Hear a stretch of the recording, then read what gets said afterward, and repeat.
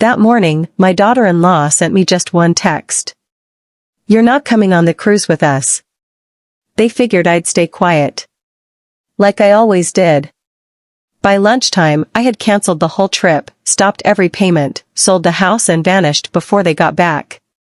My coffee was still steaming in the mug when my phone buzzed on the granite counter. That sharp little vibration cut right through the quiet of my kitchen in a leafy Seattle neighborhood.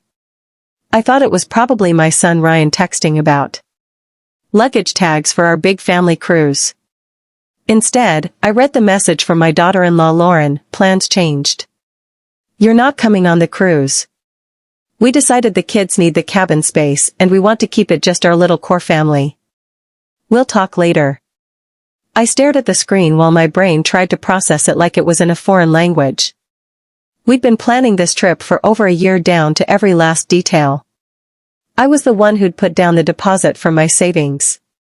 I'd picked the route through the Alaskan fjords and booked all the shore excursions so the grandkids could actually learn something. Outside, the garbage truck rumbled down our quiet tree-lined street. Everything looked so eerily normal while something inside my chest just cracked wide open. Lauren had always been cool and calculating, but this felt like a deliberate slap in the face. To her, I was the free babysitter, the cook, and the one quietly paying the property taxes on that big house. Now that the luxury vacation was right around the corner, I was being tossed aside like an old coat. I looked around my living room. Everywhere were the signs of their slow takeover.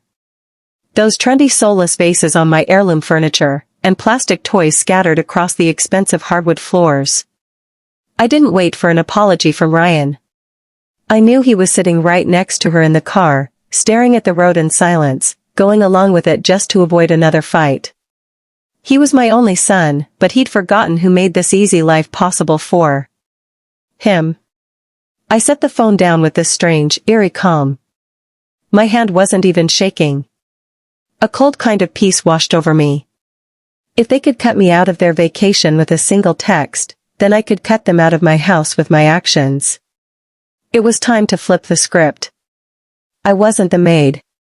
I was the owner. Once the initial shock wore off, I got precise. I went straight to the big oak desk in the study where I kept the gray folder with all the travel paperwork. Lauren probably thought she was in control, because the confirmation emails went to her laptop. What her arrogance made her forget, I was the one who booked everything. I'd used my premium credit card and held full power of attorney for any changes. With steady fingers, I dialed the cruise line. My heart beat slow and even. "Good afternoon. This is Martha Caldwell, booking number 772 Alpha. I'd like to cancel the entire reservation for cabin 702 and the adjoining suite effective immediately." The woman on the phone sounded concerned. "Mrs. Caldwell, this is extremely last minute. The cancellation fees are about 80% of the total cost, around $12,000 for the package." I glanced out the window at the manicured garden I'd been funding alone for years. "That's fine with me," I said firmly. "Process the cancellation right away and send the confirmation only to my personal email. Refund the balance to my account." Next, I opened my online banking. It felt like taking inventory of all the ways I'd been betraying myself. I saw the monthly automatic transfers I'd been sending to Ryan's account, money that should have been building my retirement, but instead floated into their upscale lifestyle. Living expense supplement, grandkids bonus, gardener allowance. With 3 clicks, I deleted them all. It felt like cutting off an oxygen line they'd been breathing through for years. Then I called my old friend Linda, who runs a real estate office. "Linda, that investor who inquired about a property in this prime location 6 months ago, is his offer still good?" "Yes." "Perfect. I'm selling today. He can have it as an investment property, but on one condition: immediate closing, no showings." Linda hesitated, but I was already planning the next step. The house I'd lived in for over 30 years suddenly felt like a rented stage set. I moved through the rooms methodically, taking only what had soul: my jewelry, The heavy old photo albums from when my late husband was still here, and my clothes. I didn't need suitcases full of memories from people who treated me like an inconvenient line item in their budget. Lauren, Ryan, and the kids had gone to her parents' place for the weekend to celebrate the big departure. They figured I'd be here obediently watering the flowers. They had no idea I was already loading 2 moving boxes into my little VW. In the kitchen, a note still hung on the fridge in Lauren's bossy handwriting. Martha, please accept any packages for me and don't forget to water the lawn. It's supposed to be hot. I pulled the note down, looked at it for a second, then let it drift slowly into the trash. There'd be no water for that lawn, at least not for me. My eyes landed on the spare set of house keys hanging by the door. I slipped them into my purse. The control over this property was literally in my hand now. I felt no sadness, only this huge wave of relief. For years, I'd played the patient grandma, smiling through the insults to keep the family peace. But peace bought with self-erasure is just quiet slavery. At 11 o'clock, Linda's email came. The investor had agreed. A notary appointment for the power of attorney was set for that afternoon. The house was mine alone, inherited from my aunt and paid off with my own hard work. Ryan had only lived there because I'd allowed it. I locked the front door, got in the car, and drove toward the highway without once looking in the rearview mirror. I arrived at a small discreet hotel on the Oregon coast and did something I hadn't dared in years. I turned my phone completely off. I wanted to hear the rhythmic crash of the waves and smell the salt air, not the shrill ping of Lauren's demands. I spent the afternoon walking the nearly empty beach. The raw wind blew years of cobwebs out of my mind. I thought about Ryan. I still loved him, but I had to admit I'd raised him into a weak man by clearing every obstacle from his path. Lauren had smelled that weakness and pulled his strings like a puppet. They'd both forgotten the golden rule. Never bite the hand that feeds you. The next morning at breakfast, when I finally turned my phone back on, it exploded with notifications. 42 missed calls, a barrage of texts. The first from Lauren sent the morning of the planned departure. Martha, what's going on with the credit card? The cruise line says the booking was cancelled. We're standing here at check-in. Call back now. I could picture her red face, humiliated in front of the other passengers. Then came Ryan's messages, shifting from confusion to raw panic. Mom, where are you? We drove back to the house because we couldn't get on the ship. Why don't our keys work anymore? The locksmith says he can't let us in without your permission. What is happening? The most telling one came from Lauren 2 hours earlier. This is illegal. We're calling the police. You can't just lock us out. We have kids. I sat calmly on the edge of the bed, took a sip of water, and typed my only reply, I'm away. The house is sold. The new owner takes over soon. Your personal things are packed in the garage. I changed the garage code. You'll get it only after you sign the release form with the neighbor. It took less than 5 minutes for Ryan to call. His voice sounded cracked, nothing like the arrogant tone of the past few weeks. Mom, please tell me this is a bad joke. Sold? How could you sell our home? I stayed completely matter of fact, my voice as calm as the sea outside my window. Ryan, it was never legally your home. It was mine. You lived there like guests who forgot the stay was temporary.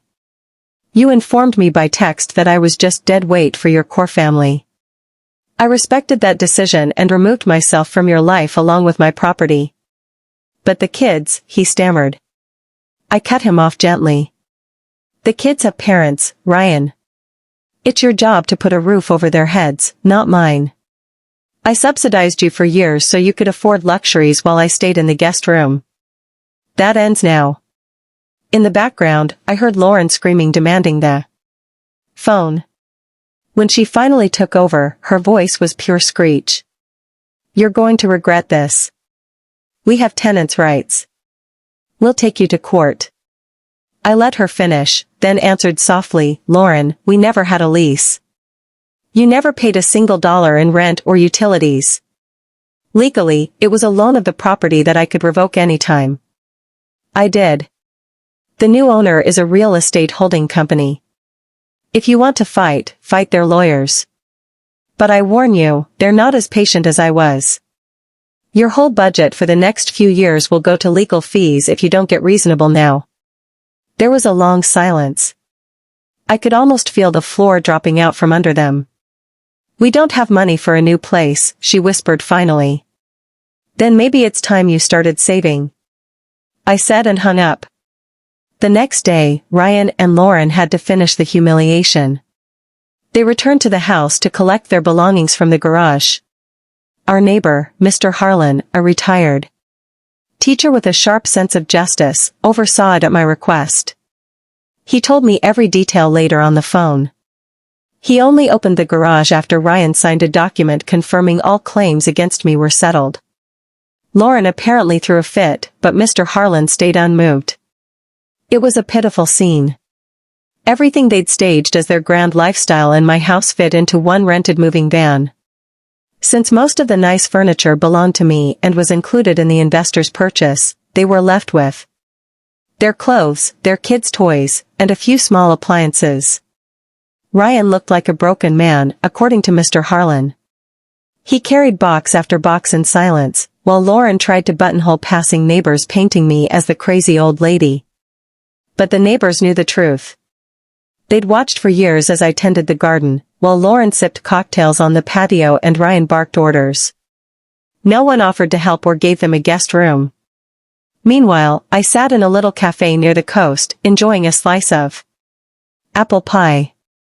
For the first time since my husband died, I didn't feel responsible for the happiness of a son who couldn't even follow the simplest rules of respect. The financial security from the sale, well over $1 million, was enormous. I was now a well-off woman who no longer had to worry about an ungrateful daughter-in-law's inheritance fantasies. For weeks later, I'd settled into a lovely 2-bedroom apartment in a charming college town in Oregon, full of bikes, culture and history, far from the shadows of my old life. One afternoon, a handwritten letter arrived in the mailbox. Real ink on paper, not frantic typing on a screen. It was from Ryan.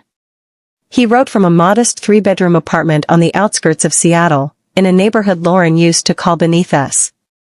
The letter was heavy with exhaustion. He described how Lauren now worked full-time at a call center while he picked up the kids from daycare after his office shifts and handled the housework. They couldn't afford any help anymore.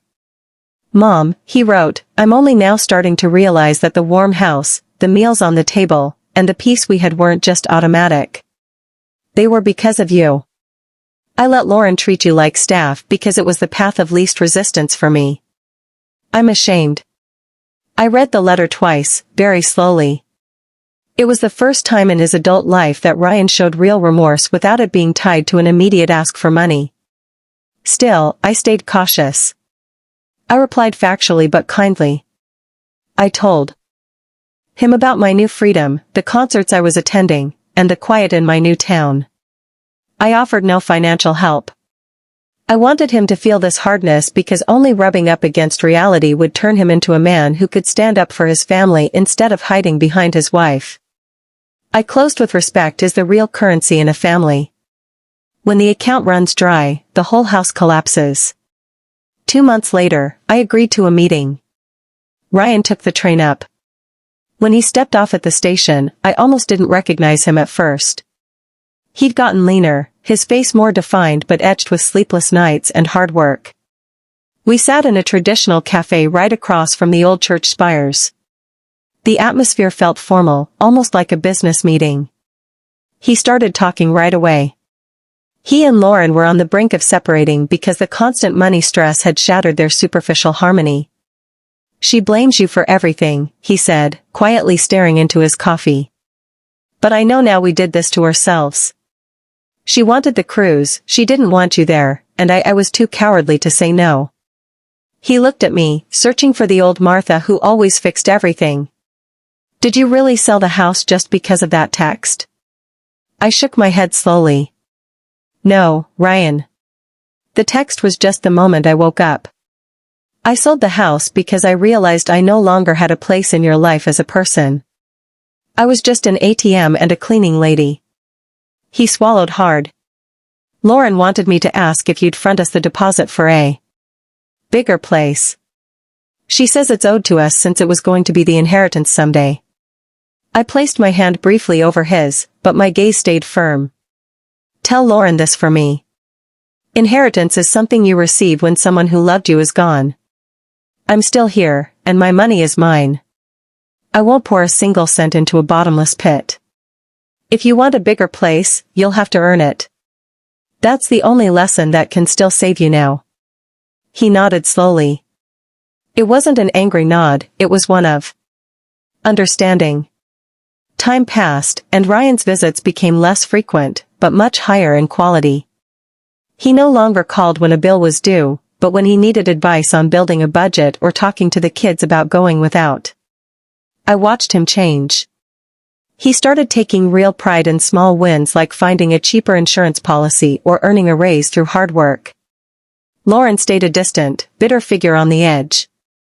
She seemed to have finally realized her manipulative tricks no longer worked on me. I'd made my new apartment in Oregon to perfectly mine. Every piece of furniture, every picture on the wall, I'd chosen them myself. No more compromises.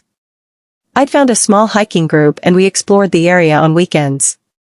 It was a life without drama, without the constant fear of offending someone who never really appreciated me anyway. My financial independence was my shield. I'd learned that generosity without boundaries isn't a virtue. It's an open invitation to be taken advantage of. 1. Evening, Ryan sent me a photo of their little apartment. He'd set the table with simple pasta, but the kids were laughing in the picture. He wrote, "It's not the big house in Seattle, but for the first time it actually feels like a real home. Thank you, Mom, for the tough lesson." I felt a tear of relief in my eye. That was the moment I'd been waiting for. I hadn't lost my son, I'd finally found him by making him stand on his own 2 feet. I replied, "I'm proud of you, Ryan. See you soon." Today, I'm sitting on my balcony, looking out over the peaceful rooftops of my new town. In my hand is an invitation to a summer gathering at Ryan's modest apartment. It's not some fancy catered event like Lauren used to love, just a simple backyard barbecue. I've decided to go, but I'll come as a guest, not a rescuer. I'll bring a gift for the kids, but no envelopes of cash. Those days of endless self-sacrifice are finally over. In the last few months, I've learned one thing. Revenge doesn't have to be loud. It doesn't have to be destructive. The best revenge is a life well lived and the setting of unbreakable boundaries. By refusing to roll over, I taught Ryan what it means to take responsibility, and I showed Lorraine that power in the household means nothing if you don't honor the foundation of respect and ownership. My life now is a calm river, no longer a stormy sea. If you're reading this and you're in a similar spot, if you feel yourself being pushed to the sidelines in your own family, remember my story. Love doesn't mean letting yourself be erased. Love requires equality. Protect your heart, but above all, protect your resources. Know your worth and know exactly whose name is on the deed. Be ready to turn the key when the door only opens one way. I'm Martha. I'm almost 70, and I've just learned what it really means to be free. The cruise ship sailed without me, but I'm standing on my own shore, and I've never been happier. Sometimes you don't have to say a word. You just stop, and the rest speaks for itself.